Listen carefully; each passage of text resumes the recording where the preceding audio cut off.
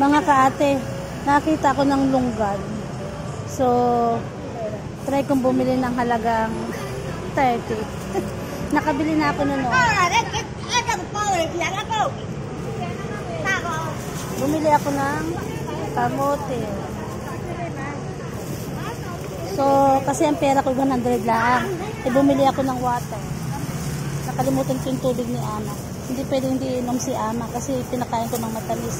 So, ito kasi, lalaki o 50 siya.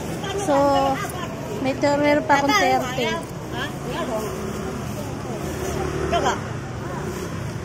Okay. 30 lang. May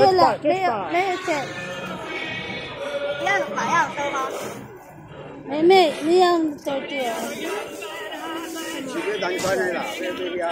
对，谢谢。Ayun, makakabili ako ng halagang 30. Kira.